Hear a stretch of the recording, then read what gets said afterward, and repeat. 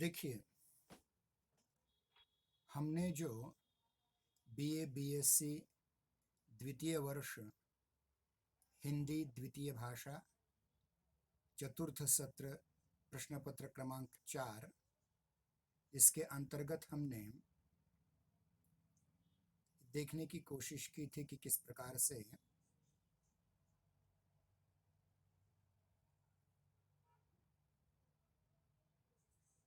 हमारे जनसंचार माध्यम का स्वरूप है और जनसंचार माध्यम के स्वरूप पर लगभग 5 भाग हमने पढ़ाया है। आज उसके आगे जाने की कोशिश करते हैं। देखिए, हमने पत्रकारिता दिन कल ही मनाया, जिस पर आपने एक अच्छी प्रश्न पत्रिका का भी ऑनलाइन परीक्षा हमने दी। उसमें बहुत जनों को बहुत अच्छी तरह से अंक भी प्राप्त हुए हैं। लेकिन जब हम आधुनिक इलेक्ट्रॉनिक माध्यमों की बात करते हैं तो उसमें हमने रेडियो और दूरदर्शन पर भी चर्चा की थी। हम थोड़ा सा पीछे जा कर के दूरदर्शन की ओर और एक बार ध्यान देने का प्रयास करेंगे। ध्यान दीजिए, मैं फिर से थोड़ा पुनरावृत्त करना चाहूँगा जो बातें गत गुरुवार को हुई थी कि 2 नवंबर 1936 को बीबीसी लंदन द्वारा ब्रिटिश ब्रॉडकास्टिंग कॉरपोरेशन के द्वारा नियमित रूप से दूरचित्रवाणी या दूरदर्शन वैसे भारत तक मर्यादित है, हम दूरचित्रवाणी कहेंगे कि दूरचित्रवाणी या टेलीविज़न का एक नियमित रूप से प्रसारण आरंभ हुआ। उसके पहले 1925 में बेयर्ड ने टेलीविज़न का आविष्कार किया था। भारत में 1959 में दूरदर्शन का आरंभ हुआ एक प्रायोगिक स्तर पर। 15 सितंबर 1959 के दिन हमारे प्रथम राष्ट्रपति डॉक्टर राजेंद्र प्रसाद जी ने अपने हाथों से एक प्रायोगिक टीवी केंद्र का उद्घाटन किया हुआ था, जिसमें सप्ताह में 2-3 बार 60 मिनट का कार्यक्रम प्रसारित किया जाता था। 15 अगस्त 1965 से 1 घंटा दैनिक, मतलब हर रोज 1 घंटा प्रसारण होने लगा 60 मिनट का। एकदम पहले समय में दूरदर्शन में किसानों और छात्रों के लिए कार्यक्रम प्रसारित किए जाते थे, ग्रामीणों के प्रौढ़ शिक्षा के कार्यक्रम प्रसारित किए जाते थे। लेकिन धीरे धीरे शिक्षा, सामुदायिक विकास के साथ साथ सूचनात्मक कार्यक्रम और मनोरंजन के कार्यक्रमों का भी प्रसारण होने लग गया और भारत में पहला समाचार बुलेटिन टेलीविज़न का 15 अगस्त 1965 को आरंभ हुआ। 15 अगस्त 1965 तारीख ध्यान में रखें, हमारा स्वाधीनता दिन भी है और उस दिन दूरदर्शन का पहला समाचार बुलेटिन प्रसारित हुआ।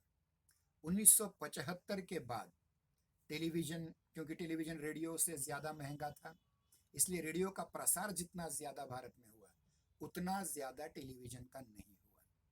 1975 तक टेलीविज़न मतलब बढ़ता गया और 1975 में ही सैटेलाइट इंस्ट्रक्शन टेलीविज़न एक्सपेरिमेंट का आरंभ होने से वो पहली बार अंतरिक्ष युग से जुड़ गया। मतलब तब तक का जो प्रसारण था वो टेरेस्ट्रियल, मतलब भूमि से भूमि पर प्रसारण था, लेकिन इसके बाद सैटेलाइट से प्रसारण आरंभ हुआ और एक उपग्रह की सहायता से आंध्र प्रदेश, उड़ीसा, उत्तर प्रदेश, गुजरात, बिहार और महाराष्ट्र के 2400 गांव दूरदर्शन से जोड़े गए और एक पंचवार्षिक योजना में दूरदर्शन को स्थान मिला और उसमें अधिकतर काम करने का मन बना लिया।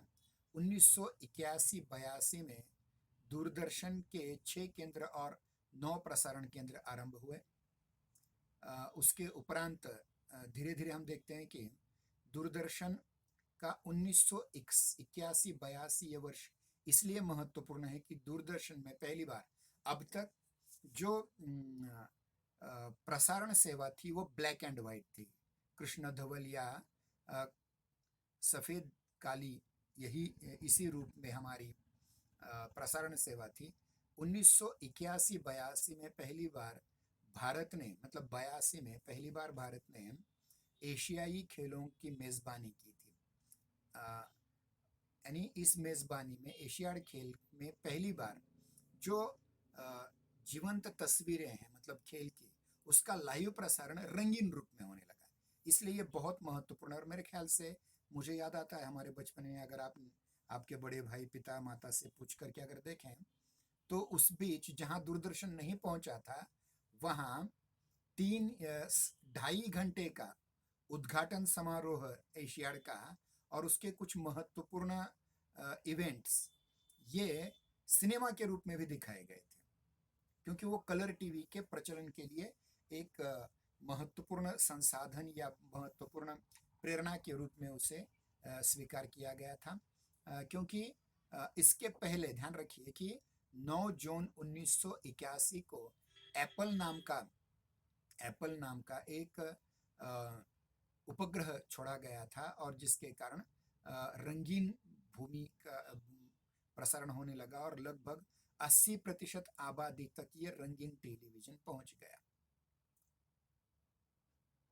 तो देखिए कि एशियाड की बात हुई, उसके उपरांत थोड़ी देर बाद 19 नवंबर 1985 को दूरदर्शन का इंटेक्ट नाम का टेलीकास्ट सेवा आरंभ की गई और फिर धीरे धीरे प्रातःकालीन ट्रांसमिशन 23 फरवरी 1987 को आरंभ हुआ और समय बढ़ता गया और आप जानते हैं कि बहुत ज़्यादा समय बढ़ता गया और 1996 में दूरदर्शन पर विज्ञान मतलब 96 नहीं कहूँगा, 86 के आसपास दूरदर्शन में विज्ञापन प्रसारित होने लगे और विज्ञापन दाताओं के द्वारा प्रायोजित कार्यक्रम दिखाए जाने लगे।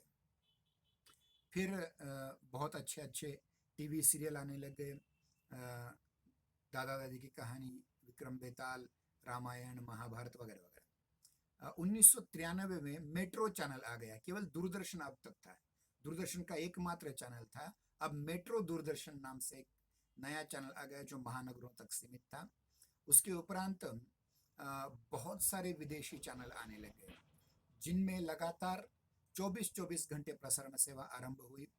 एक और देखिए, इसमें देखिए कौन कौन से मनोरंजन के क्षेत्र में जी नेटवर्क आ गया, जी टीवी आ गई और उसके माध्यम से जी नेटवर्क, स्टार आ गया और उसके माध्यम से स्टार नेटवर्क, सोनी आ गया उसके माध्यम से सोनी नेटवर्क, सहारा आ गया सहारा नेटवर्क। इस प्रकार से बहुत सारे चैनल, विदेशी चैनल हमारे इस देश में आने लग गए और उसके उपरांत हम देखते हैं कि कुछ फिल्मों के चैनल आ गए, कुछ यूँ कहेंगे कि ज्ञान विज्ञान के चैनल आ गए, जिस वाइल्ड लाइफ के चैनल आ गए, नेशनल ज्योग्राफी, डिस्कवरी जैसे ज्ञान विज्ञान के चैनल आ गए। दूरदर्शन के ही व्यास और एकलव्य CEC जैसे चैनल आ गए जो UGC द्वारा चलाए जाते हैं।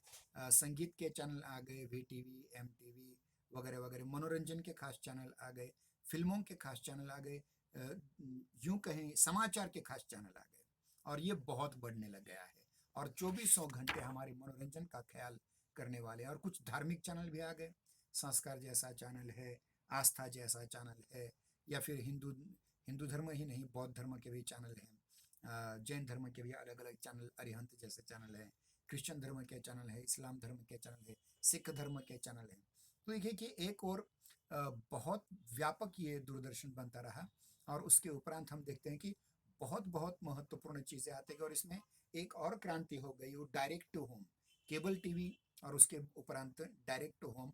और आज हम देखते हैं कि मोबाइल में भी बहुत सारे चैनल विद्यमान है और मोबाइल से भी कास्ट करके आप दूर अपने संगणक पर या फिर आपके टीवी सेट पर भी कार्यक्रम देख सकते हैं। तो ये बहुत महत्वपूर्ण चीज़। और टॉक शो भी बहुत सारे आ गए, अलग अलग कार्यक्रम आते गए, धार्मिक धारावाहिक आते रहे, मनोरंजक धारावाहिक आते रहे, ऐतिहासिक धारावाहिक आते रहे, फिर टॉक शो आते रहे, कौन बनेगा करोड़पति जैसे कॉम्पिटिटिव टॉक शो आते गए। और एक बहुत ही महत्वपूर्ण बात हमारे सामने आती कि एक बहुत बड़ा ज़खीरा हमारे सामने, एक बहुत बड़ी संपदा हमारे सामने खड़ी हो गई। अब देखिए कि कितना भी कहे, प्रोफेसर हरिमोहन जी ने इस बारे में लिखा है कि इस टेलीविजन के विस्फोट से नई सूचना क्रांति घटित हुई, लेकिन पत्रकारिता की जिम्मेदारी भी बढ़ गई। हमारे देश में दूरदर्शन लोकप्रिय होने के प्रयत्न में सस्ते मनोरंजन को भी की ओर झुक रहा है। इस बात को लेकर के पत्रकारिता जगत में चिंता होना स्वाभाविक है। अब ये चिंता और चिंतन दोनों के विषय हो सकते हैं कि बहुत सी बातें हम कैसे कहें, कैसे करें। बहुत कठिन कठिन बातें हमारे सम्मुख आती हैं, लेकिन जहाँ तक हो सके हम इन चीज़ों को से बचते रहें। अब देखिए, अगला हमारा दृक्श्राव्य माध्यम है सिनेमा। सिनेमा दूरदर्शन से बहुत पहले से, और सिनेमा का इतिहास अब हम आपके सम्मुख प्रस्तुत करेंगे। सिनेमा को ही चलचित्र मूवी कहा जाता है, और बहुत से शब्द उसके लिए दिए जाते हैं। कोई सेल्यूलॉइड कहता है, कोई सिनेमा कहता है, कोई फिल्म कहता है, कोई मूवी कहता है। तो ये बहुत महत्वपूर्ण चीज़ है। पहले पहले जब फिल्में बनने लगी, उसको भी ध्यान रखिए, मेरे ख्याल से दूरदर्शन का जितना प्रभाव है उससे कई गुना ज्यादा फिल्मों का प्रभाव है। दूरदर्शन जब तक घर में नहीं आया था तब तक फिल्मों का बहुत बड़ा प्रभाव हमें हमारे जीवन शैली पर दिखाई पड़ता है, हमारे लाइफ स्टाइल पर दिखाई पड़ता है। देखिए, अमिताभ बच्चन जी की एंग्री मैन की जो एक स्टाइल थी वो कितनी रच बच गई, या फिर मिथुन चक्रवर्ती का डांस, गोविंदा का डांस, या फिर उसके उपरांत शाहरुख खान, सलमान खान, आमिर खान, ये जो सारे आइडल बनते हैं हमारे, वो फिल्मों के माध्यम से ही बनते हैं। अब सबसे पहले ये समझने का प्रयास करेंगे कि सिनेमा है क्या।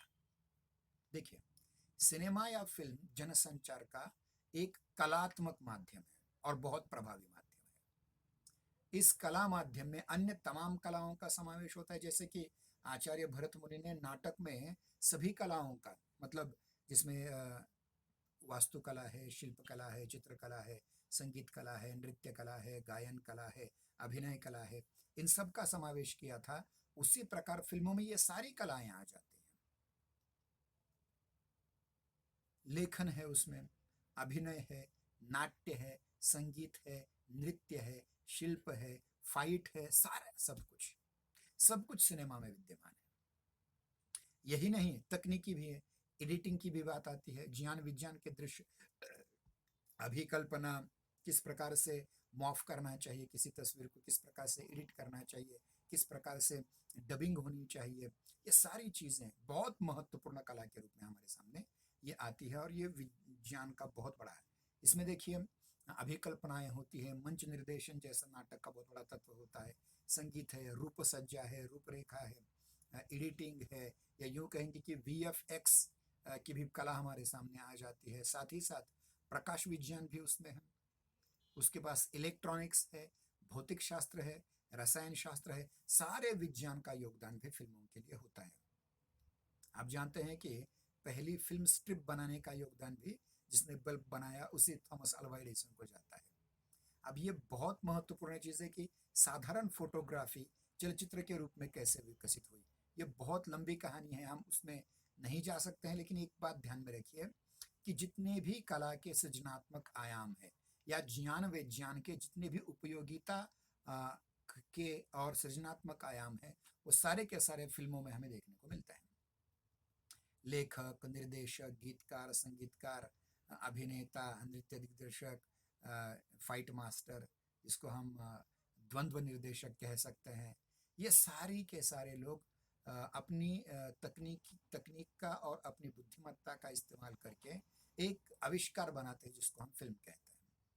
ये जो दृक्श्राव्य माध्यम है उसका संग्राहक जो है, चाहता वर्ग जो है, उसका प्रशंसक वर्ग जो है, वह इतना बड़ा है और इतना प्रभावित होता है कि मत पूछिए। एक उदाहरण मैं बताता हूँ कि आप जानते हैं कि पुराने ज़माने में ये 1960 से 70 के आसपास का जो था, उस समय चंबल की घाटी में बहुत सारे डाकू थे, लेकिन उसमें से कुछ डाकुओं ने अपना काम छोड़ करके वो सरकार को शरण आ गए। इसका एकमात्र कारण उस जमाने में राज कपूर की बनाई हुई जिस देश में गंगा बहती है फिल्म देख करके डाकू भी सज्जन बन सकते हैं, ये फिल्म का प्रभाव है। ऐसे बहुत से क्षेत्रों में हम देखे जा सकते हैं, लेकिन एक उदाहरण मैंने आपको बता दिया।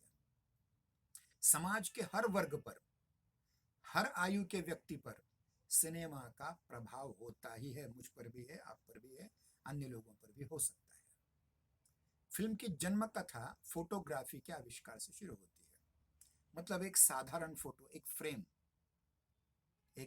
फोटो, इसके साथ कंटिन्यूअस अनेक फोटो एक साथ जोड़ करके उसको एक साथ चलाया जाए तो एक चलती बोलती फिल्म बन जाती है, जिसमें दृष्टि सातत्य आ जाता है। तब से जिसको हम गति भ्रम कहते हैं।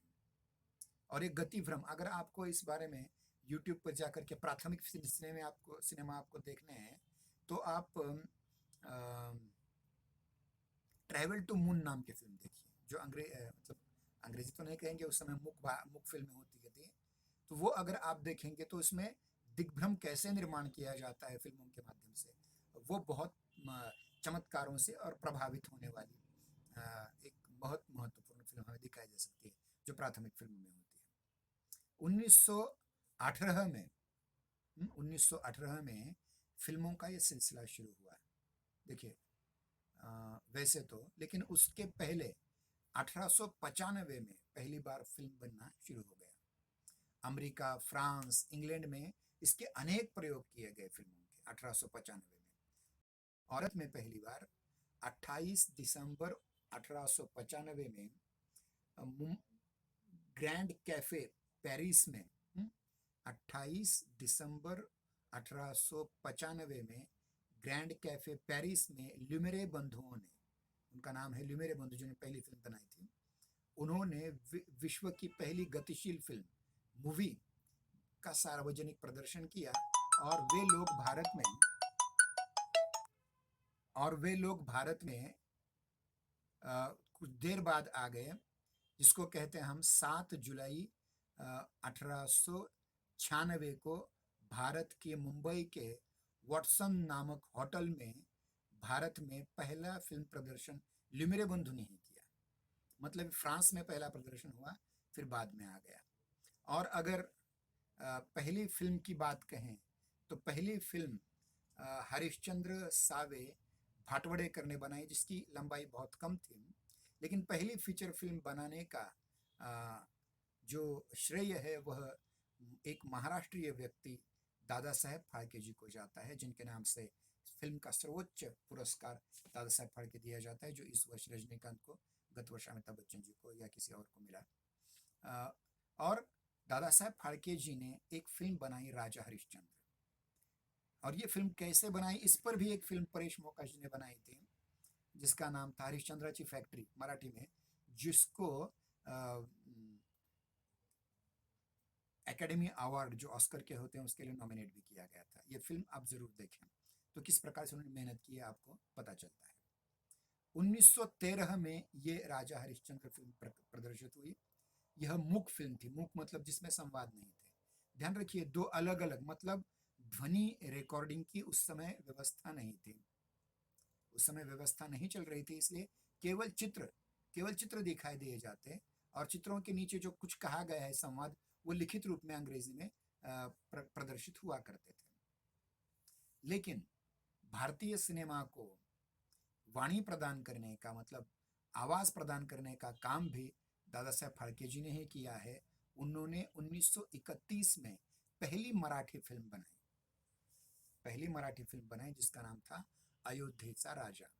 और लगभग उसी काल में हिंदी की भी पहली फिल्म बनी 1931 में, जिसका नाम था आलम आरा, जिसके निर्देशक थे अर्देशेर ईरानी। ध्यान रहे, यह नाम बहुत महत्वपूर्ण है। जितना नाम महत्वपूर्ण दादा साहेब फाल्के जी का है, उतना ही महत्वपूर्ण नाम अर्देशेर ईरानी का भी है। इन्होंने पहली हिंदी सवाक फिल्म बनाई, आलम आरा नाम की। सवाक मतलब वाणी युक्त, आवाज युक्त। भारतीय फिल्मों में रंग भरने का कार्य भी अर्देशेर ईरानी ने ही किया। मतलब पहली रंगीन फिल्म बनाने का काम भी अर्देशेर ईरानी ने ही किया है। सन 1937 में उनकी बनाई फिल्म किसान कन्या, ये भारत की पहली रंगीन फिल्म थी। वैसे उसके पहले लगभग उसी काल में या उसके आगे पीछे थोड़ा सा वी शांताराम ने सैरेंद्री नाम की फिल्म बनाई थी, जिसमें हरा रंग हरा रंग जो होता है, देखिए नीला रंग और पीला रंग मिला करके हरा रंग बनता है, ये हमने बचपन में अनेक बार ड्राइंग करते समय समझ लिया होगा। लेकिन अम, लेकिन सैरंध्री फिल्म में जहाँ हरा रंग आता था, वहाँ थोड़ा नीला और थोड़ा पीला इस प्रकार के पट्टियाँ आती थी, तो उस वजह से इसे पहली रंगीन फिल्म नहीं माना जाता। तो पहली रंगीन फिल्म किसान कन्या के रूप में यहाँ प्रदर्शित हुई। और मराठी की पहली रंगीन फिल्म कौन सी है, शायद आपको पता ना हो, वो भी बता देता हूँ। मराठी की पहली रंगीन फिल्म पिंजरा है, जो बहुत बाद में आई, 1971-72 की बात है। देखिए, मतलब देखिए सैरंध्री और बिल्वमंगल, इनमें थोड़ा सा आंशिक रंगीन फिल्में बनी। आप जानते हैं कि आंशिक मतलब थोड़ा सा भाग रंगीन, थोड़ा सा ब्लैक एंड व्हाइट, इस प्रकार की फिल्मों में 1933 में सैरंध्री और 1932 में बिल्वमंगल बनी थी। लेकिन 1937 में संपूर्ण रंगीन फिल्म अर्देशीर ईरानी ने ही किसान कन्या बनाई थी। और आगे चल करके हम देखते हैं कि रंगीन फिल्में, मतलब पहले ब्लैक एंड वाइट फिल्में, पहले मूक फिल्में, फिर उसके उपरांत बोलने वाली फिल्में, उसके उपरांत रंगीन बोलने वाली फिल्में, इस प्रकार से बहुत प्रगति बनी। और आज तो तकनीकी तौर पर मैं कहता हूँ कि भारतीय सिनेमा ये वर्ल्ड क्लास सिनेमा बन चुका है। मतलब इसकी एडिटिंग हो, आपकी जानकारी के लिए कह दें, जुरासिक पार्क जैसी हजारों हॉलीवुड में बनने वाली फिल्मों का एडिटिंग भारत में किया जाता है। ये बहुत ही वीएफएक्स भारत में बनाए जाते हैं। तो इस माध्यम से देखा जा सकता है कि फिल्में बहुत ही लोकप्रिय संसाधन हैं, और भारत में उनकी लोकप्रियता के आधार ये सारी चीज़ें हमारे सामने आती हैं। तो देखिए कि ये जो सिलसिला चलता रहा, इस पर हम जानने से ज़्यादा थोड़ा सा इसका कलात्मक भी बात देखें, उसके थोड़ी आलोचना भी करना सीखें। और ध्यान रखिए कि फिल्मों का आकर्षण सबको होता है, लेकिन दुर्दैव है कि भारत में अभी भी फिल्म समीक्षा की, या यूं कहेंगे कि फिल्म क्यों देखनी चाहिए, ये समझाने वाले लोग बहुत कम हैं। और ऐसी फालतू फालतू फिल्में 100-200 करोड़ का व्यवसाय की जा कर देती है, और जो अच्छी फिल्में हैं वो डब्बे में चली जाती है, या फिर उसे कोई देखता नहीं। उदाहरण के तौर पर भारत में सबसे अच्छे निर्देशक के रूप में एक नाम हमारे सामने आता है। वो बंगाल के बहुत प्रसिद्ध हैं, जिन्होंने बहुत अच्छी फिल्में बनाई, जिनको लाइफ टाइम अचीवमेंट पुरस्कार ऑस्कर का भी मिल चुका है। सत्यजीत रे, सत्यजीत रे की उस समय की जो बनी हुई फिल्में हैं, उन्हें कोई देखता नहीं था, लेकिन जब उन्हें ऑस्कर पुरस्कार मिला तो उनकी फिल्मों के राइट्स खरीदे गए, और वह जैसे शोले फिल्म दुनिया में सबसे ज़्यादा कमाई करने वाली फिल्म है, उसी प्रकार से सत्यजीत रे की जो फिल्में हैं, खास करके पथेर पंचली जैसी फिल्म, वो भी ज़्यादा पैसा कमाने वाली फिल्म है। लेकिन बाद में, उस समय तो फ्लॉप रही थी। ठीक है, आगे देखेंगे कि फिल्मों के मुख्यतः दो प्रकार होते हैं। फिल्मों के मुख्यतः दो प्रकार होते हैं। एक होती हैं फीचर फिल्में, जिसको हम रूपक कह सकते हैं, रूपक फिल्म। और दूसरे होते हैं वृत्त चित्र, जिसको हम डॉक्यूमेंट्री फिल्म्स कहते हैं, जो एक प्रकार से ज्ञान देने वाली होती हैं वृत्त चित्र के रूप में। फीचर फिल्मों का व्यावसायिक निर्माण मुख्यतः मनोरंजन के लिए होता है। इसमें अधिकांश काल्पनिक कथाओं पर आधारित फिल्में होती हैं, और डिस्क्लेमर ही पहले दिया जाता है फिल्म शुरू होते ही, कि इस फिल्म की कहानी का किसी भी जीवित अथवा मृत पात्र से, किसी व्यक्ति से कोई संबंध नहीं, किसी स्थान से संबंधित नहीं, ये सब कुछ काल्पनिक हैं। अगर इसमें किसी प्रकार का कोई साम्य आपको नजर आता है, तो वो केवल एक संयोग समझना चाहिए। तो देखिए, अधिकतर ये काल्पनिक होती हैं, अतिरंजित भी होती हैं। इसमें शोमनशिप रहती है, जैसे राज कपूर पहले शोमैन और बाद में सुभाष घई शोमैन हो गए, या फिर उसमें ग्लैमर का तड़का बहुत ज़्यादा रहता है। भारतीय संदर्भ में इसमें फिल्मों में फॉर्मूलाबद्ध कथाएं होती हैं, नृत्य गीत, ये सारे उसके अभिन्न अंग होते हैं। लेकिन बिना नृत्य गीत की भी फिल्म बन सकती है, बिना डायलॉग की भी फिल्म बन सकती है, एक पात्र की भी, एक व्यक्ति की भी फिल्म बन सकती है, हजारों लोगों से मिलकर के भी फिल्म बन सकती है। बहुत से उसमें प्रकार आ सकते हैं। भारतीय फिल्मों की लंबाई 2.5 घंटा, 3 घंटा, 3.5 घंटे तक होती है। लेकिन अगर पाश्चात्य हॉलीवुड की फिल्में देखें तो 1.5 घंटा से 2 घंटे, 2 घंटे बहुत हो गए उनके लिए। और उस वजह से फुटेज फालतू आ जाता है, फालतू गाने बढ़ जाते हैं, फालतू सीन्स आ जाते हैं। अब देखिए ये लोगों के देखने वालों की रुचि पर निर्भर करता है कि किस निर्देशक को किस प्रकार का वो मटेरियल आपको दे देगा फिल्मों के माध्यम से। लेकिन वृत्तचित्र जो होते हैं वो यथार्थ की सृजनात्मक व्याख्या करने वाले होते हैं। इसमें निजी अभिव्यक्ति से फिल्मकार की निजी अभिव्यक्ति ज़्यादा होती है, उसमें कल्पना नहीं होती। वृत्तचित्र या डॉक्यूमेंट्री की अवधि अपेक्षाकृत कम होती है और आजकल तो शॉर्ट फिल्मों की भी बात आ रही है। मैंने भी एक शॉर्ट फिल्म बनाई है, मैं उसकी लिंक आपको दे दूंगा। मराठी फिल्म एक शोध नाम की बनाई हुई थी 2-3 साल पहले हमने, वो भी आपके ग्रुप पर डाल दी जाएगी, वो आप देखिए। फीचर फिल्म में जहाँ कल्पना का प्राधान्य होता है वहाँ वहीं वृत्त चित्र में यथार्थ का यानी सच्चाई का बयान होता है। और भारतीय सिनेमा ने मनोरंजन के साथ साथ जन जागरण का भी बहुत बड़ा काम किया है।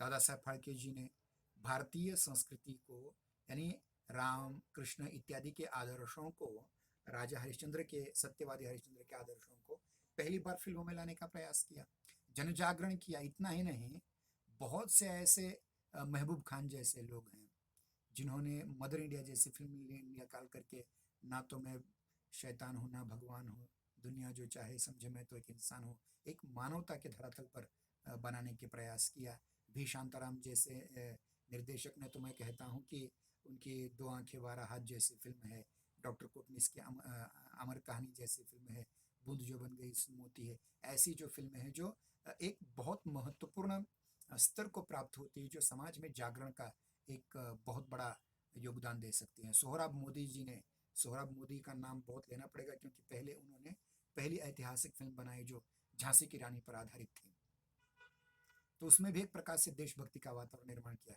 पूर्ण देशपांडे का भी हम नाम ले सकते हैं, या यूं कि मराठी के क्षेत्र में अगर देखा जाए तो भालजी पेंढारकर का नाम ले सकते हैं, जिन्होंने छत्रपति शिवाजी महाराज के जीवन पर अनेक फिल्में बनाई, वंदे मातरम जैसी फिल्म बनाई जिसमें देशभक्ति को लेकर, मतलब अंग्रेजों का राज होते समय, जब अंग्रेजों की दड़पशाही चल रही थी, उनका एकाधिकारी साम्राज्य चल रहा था, उस समय भी कुछ लोगों ने अंग्रेजों के विरुद्ध गांधी जी को सामने रख करके कुछ नायकों की निर्मित की थी, कुछ फिल्मों की निर्मित की थी।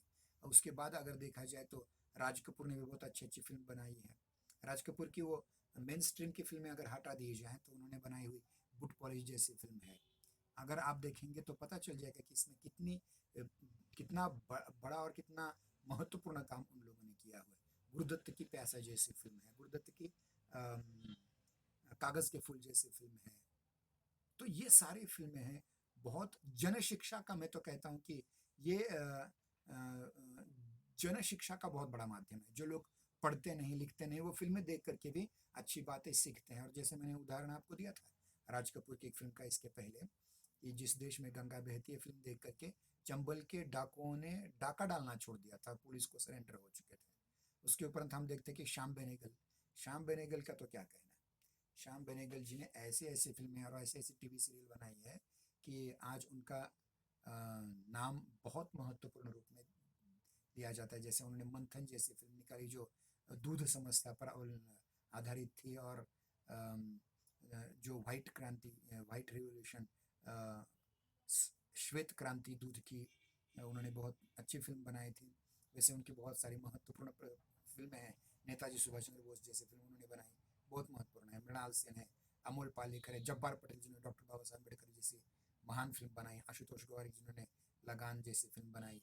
तो ये सारे जो लोग हैं, इन लोगों ने भारतीय समाज की कई समस्याओं को लेकर के समस्याओं को फिल्मों में चित्रित किया है, और जाने अनजाने उसमें एक प्रकार का, मैं कहता हूं कि एक प्रकार का उस समस्या का समाधान भी देने का प्रयास किया है। लेकिन अब लेकिन में बहुत कुछ आ गया। देखिए, लेकिन यह जो इतना लोक प्रभावी माध्यम है, लेकिन दुर्दैव से समाज के एक बुरे वर्ग के हाथ में आ गया है, और ये बुरा वर्ग अपने अपने सिनेमा में केवल कामुकता और हिंसा के ही विकृत रूपों में फंस करके रह गया है। इसमें साफ सुथरा काम करने वाले लोग भी हैं, डॉक्टर चंद्र प्रकाश द्विवेदी जैसे हैं जो अच्छा काम कर रहे हैं, लेकिन उनकी फिल्में कोई देखता नहीं। ये स्थिति है। बहुत सारे एक जैसे दक्षिण भारत में मणिरत्नम जैसे थे, या मणि कौल जैसे हिंदी के निर्देशक हैं, उनकी फिल्में कोई देखता नहीं, क्योंकि वो बहुत समझने के बाहर की होती हैं। सर्वसामान्य लोगों को झगड़ा मारा मारी डिशुम डिशुम, एक दो गाने हो गया, छूट गए। और ध्यान रखिए, मैं एक वाक्य कहने जा रहा हूँ। ये वाक्य मेरे गुरुजनों ने मुझसे कहा था कि अच्छी फिल्म वो फिल्म होती है जो फिल्म देखने के उपरांत सिनेमा हॉल से बाहर आने वाला व्यक्ति चिंतन की अवस्था में आता है, वो अच्छी फिल्म होती है।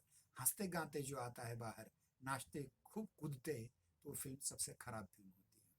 ये एक प्रकार से बहुत महत्व, और अभी भी भारत में अ, फिल्में बनाने का जो ट्रेंड है, या उसमें अभी तक बहुत सी महत्वपूर्ण चीज़ें आनी बाकी हैं, इसलिए अभी भी कोई भारत की फिल्म ऑस्कर जीत नहीं पाई है। न यानी अंतिम अंतिम पायदान पर हम पहुंच जाते हैं, जैसे मदर इंडिया पहुंची थी, बाद में सलाम बॉम्बे पहुंची थी, लगान पहुंची थी, तो ये अंत तक पहुंच जाती है लेकिन जीत नहीं पाती। लेकिन कोरिया की एक फिल्म जो 2 वर्ष पहले, शायद गत वर्ष ही, जिसने ऑस्कर प्राप्त किया, जो कोरिया की फिल्म होते हुए भी ऑस्कर का सर्वश्रेष्ठ पुरस्कार जिसे प्राप्त हो गया गत वर्ष, वो बहुत महत्वपूर्ण फिल्म है। तो मेरे कहने का तात्पर्य है कि केवल कामुकता और हिंसा, मारा मारी, या यूं कहेंगे कि गैंग वॉर की फिल्में दिखाना, यह जो जो निर्देशक ऐसा करते हैं, अगर उन ऐसे निर्देशकों की फिल्में हमने नकार दी,